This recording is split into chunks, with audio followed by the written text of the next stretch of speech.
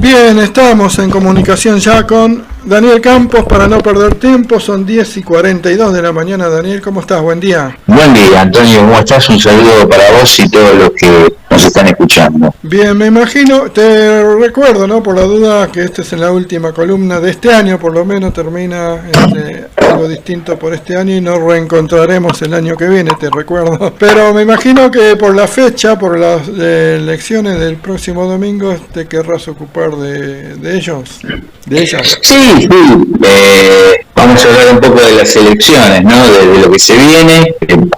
Quedan dos candidatos que, bueno, pretenden mostrarse como distintos, pero en realidad plantean más o menos la defensa ambos de la Argentina capitalista, cada uno con su estilo, muy estrechamente vinculados, aunque parezca que no tienen nada que ver, porque uno está en el peronismo, el otro, en realidad Massa viene de la UCD, ¿no? O sea, de un partido liberal, del mismo lugar que reivindica Milei, ¿no? O sea, el partido de Álvaro Alzogaray, por ahí algunos de los que nos escuchan recuerdan quién es, junto con su hija María Julia Alzogaray y dirigentes como Adelina de Viola, se sumaron al gobierno de Carlos Menem, que llevó adelante en la Argentina las privatizaciones, el 1 a 1 del dólar y todo eso, que siguen reivindicando. Entonces, de ahí sale Massa, de ese partido político, un hombre muy vinculado al imperialismo norteamericano, a las grandes empresas, muy sostenido por Wall Street, por el Fondo Monetario Internacional. Es el hombre de confianza de Estados Unidos. Y por otro lado, Milei, bueno, que su discurso es muy claro, él reivindica el capitalismo, lo que él llama libertad, que en realidad es la libertad de los ricos para hacer más ganancias y preservar una Argentina capitalista cruel, desigual, horrible que estamos viviendo. Entonces, ninguno de los dos candidatos son ninguna alternativa válida para los trabajadores del pueblo, y creo que en el debate también quedó claro. Sí, hay muchos trabajadores que dicen que, o sea, con Milei se viene una Argentina negro, que vamos a perder todos los derechos, y que inclusive con Massa puede haber una esperanza, puede haber esperanza. Sí, también hay trabajadores que van a votar a Milei porque están cansados del peronismo, es decir, esto es la trampa de la democracia de los capitalistas, ¿no? Lo que nosotros llamamos, los marxistas llamamos democracia burguesa. Hay que elegir entre Frankenstein y Drácula. Entonces, ninguno de los dos es una opción válida. Bueno, muchas personas, porque hay un bombardeo ahora, ¿no? Por los medios, el debate y todo eso, de que hay que ir a votar, de que hay que elegir por uno de los dos. Entonces, bueno, empieza la discusión del menos malo y toda la cuestión, y hay algunos que se inclinen por alguna razón hacia un candidato u el otro. Pero también hay una cuestión que preocupa mucho a las clases dominantes, lo viene preocupando a lo largo del año, y que va a haber un importante sector de la población que se va a abstener y va a votar en blanco, que es lo que nosotros estamos impulsando, ¿no? O sea, el rechazo a ambos candidatos, que puede llegar a ser un rechazo muy grande. Hasta ahora el voto en blanco y la abstención rondó entre el 30 y el 40% de la población, que son entre 9 y 10 millones de personas, pero puede ser aún mayor. E independientemente de quién gane, va a ser un gobierno muy débil. Es decir, cualquiera de los dos sobre el total del padrón electoral tendrá 25 o 27%, es decir, no va a tener una gran elección ninguno de los dos. Esas épocas en que los viejos partidos y candidatos que defienden el capitalismo tenían altas votaciones, ya terminó en la Argentina.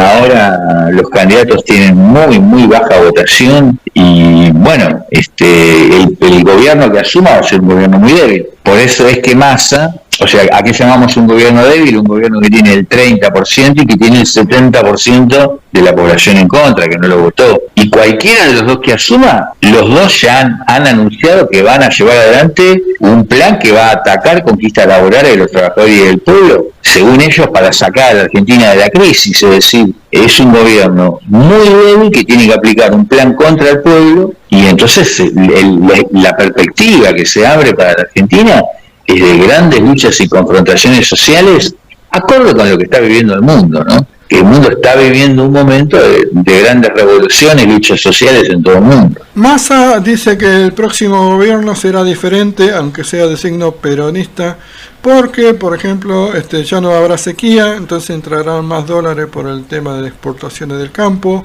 también de la minería, lo que quiere decir que va a seguir con la explotación de esos recursos y bueno, que van a venir más inversiones. ¿Hay algo de cierto de eso? No, es falso.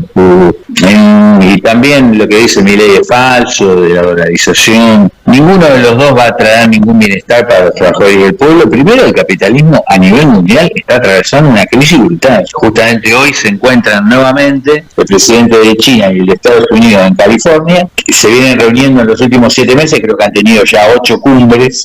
De una preocupación extrema por la caída en picada del capitalismo a nivel mundial, la caída en recesión, casi depresión de la economía de China, que era la locomotora de la economía mundial, entonces y la caída en recesión de casi todos los países del mundo. A su vez la inflación se ha disparado globalmente. En Argentina la inflación está desatada, pero es un fenómeno mundial, no es un fenómeno solo de Argentina, y si bien los niveles de inflación en otros países son menores, pero es una inflación que golpea sobre el conjunto de la población mundial en todas partes. Entonces no hay ninguna perspectiva de que haya una mejoría del capitalismo, y no sé por qué extraña razón la Argentina estaría mejor, según Massa y según Milei, como saliéndose del marco mundial de lo que está ocurriendo en el mundo entero. Ahora, por supuesto que ellos tienen que mentir, porque si no, no van a conseguir ningún voto.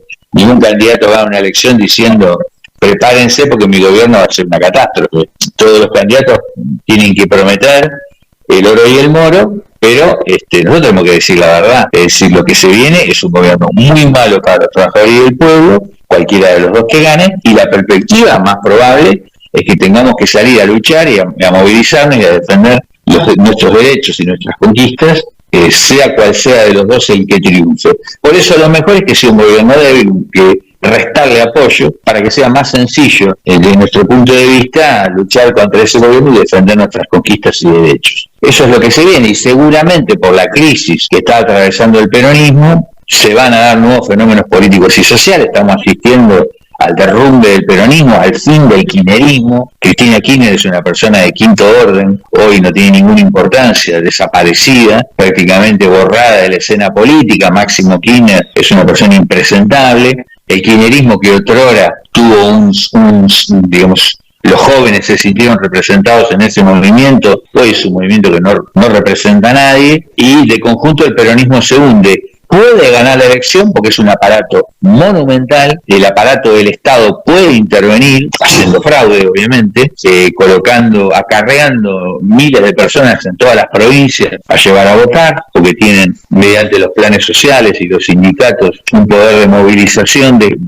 mucha gente humilde y pobre gente que la acarrean a votar, y por esa vía pueden garantizar un triunfo. De hecho, eso es lo que ocurrió en la última elección, donde Massa ganó porque se movilizó un sector muy importante del aparato, pero esa movilización del aparato no puede ocultar el derrumbe del peronismo, que ya no es ese partido en el cual millones se sentían representados en otras épocas. Para las PASO, la abstención y el voto en blanco fue, digamos, visto extrañamente, ¿no? Aunque también tuvo alta participación. Pero ahora para la definición, sí, balotaje, alguna figura pública como Novarecio o Luis Brandoni ya se definieron por el voto en blanco. Mientras tanto, un partido político, ¿no?, Izquierda Socialista, declara que va a votar a Massa, preveniendo que no suba Milei. ¿Cómo lo ves esta situación? ¿Cómo lo ve al voto en blanco para el balotaje? Creciendo. El voto en blanco va a crecer, no solamente porque lo plantean personas públicas como Novarecio o Luis Brandoni. Ellos lo plantean porque hay partidos políticos como el radicalismo o Carrió o Larreta, diferentes sectores políticos que están planteando que no van a apoyar a ninguno de los dos candidatos. Entonces, obviamente eso va a favorecer el crecimiento de la abstención y el voto en blanco. Por supuesto, por motivos completamente opuestos a los nuestros, ¿no? Pero el resultado final es que estas dos candidaturas son dos candidaturas débiles, rechazadas por un sector muy importante de la población. Entonces eso va se va a expresar en un fortalecimiento de la abstención y el voto en blanco. Por otro lado, la actitud que tiene izquierda socialista, pero no solamente izquierda socialista, todos los grupos que integran el Frente de Izquierda es vergonzosa. Digamos, se están apoyando más. Es una traición histórica, es como cuando el Partido Socialista y el Partido Comunista en la década del 40 del siglo pasado votaron a Braden, el candidato del imperialismo norteamericano. Es decir, no hay ninguna excusa ni ningún argumento para llamar a votar a ese candidato.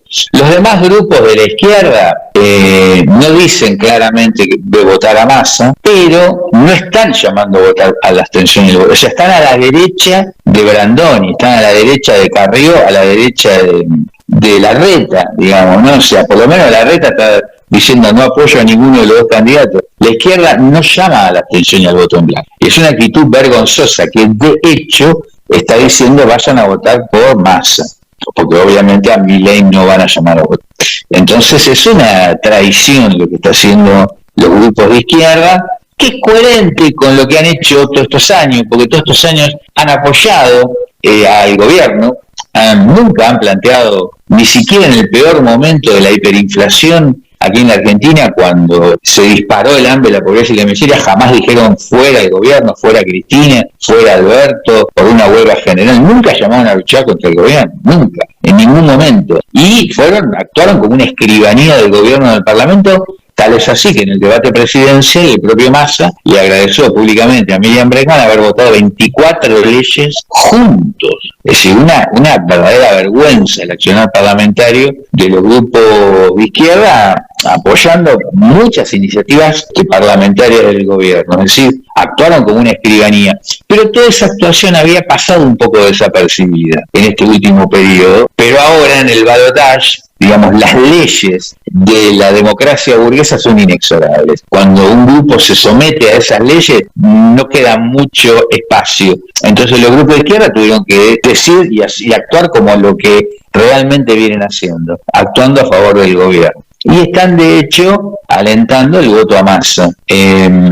Bueno, eso ha producido una crisis muy grande. Hay grupos de izquierda que se han roto públicamente, están divididos casi todos los grupos de izquierda internamente, porque hay una fracción que quiere votar en blanco y presiona para que los partidos se pronuncien, los grupos se pronuncien. El FITU, que iba a convocar una asamblea y a plantear una posición pública, finalmente no la convocó porque no se ponen de acuerdo. O sea, hay una crisis muy profunda en todos los grupos de izquierda y nosotros creemos que esta crisis es muy progresiva. Es muy progresivo que estos grupos entren en crisis, igual que es muy progresivo que el kirchnerismo esté en crisis, porque expresa la crisis del reformismo. Es decir, un proyecto político que ya no tiene espacio en la Argentina, porque esto de hacerle creer al pueblo que mediante diputados, la sanción de leyes y ese camino se pueden modificar las cosas, ya no tiene nada que ver con la realidad. Lo que se necesita es un proyecto revolucionario, y bueno, eso es lo que, digamos, la crisis del reformismo, o sea, del kirchnerismo y de los grupos de frente izquierda, abre la posibilidad de avanzar en la construcción de un proyecto revolucionario. Última pregunta de mi parte. Vamos al 2024. Suponiendo que cualquiera que haya ganado, los trabajadores se ilusionen previamente, porque siempre hay esperanza, y se dé lo que vos decís, que cualquiera que gane va a gobernar contra el pueblo. ¿Qué tenemos que hacer? ¿Qué puede hacer el trabajador que no tiene herramienta, que no tiene una Cámara de Diputados, no tiene una Cámara que lo ilumine, no tiene voz, digamos, y que está casi siempre sufriendo las consecuencias de los errores de los dirigentes? ¿Qué puede hacer la gente común para revertir la situación que estamos viviendo, que es una Argentina directamente al abismo? Lo mismo, desarrollar y profundizar lo que el pueblo argentino viene haciendo desde hace 20 años. El pueblo argentino nunca tuvo la Cámara de Diputados a su favor, nunca tuvo los partidos mayoritarios a su favor, nunca tuvo voces en el Congreso que realmente estuvieran a su favor, y sin embargo defendió su conquista, defendió sus derechos de manera extraordinaria.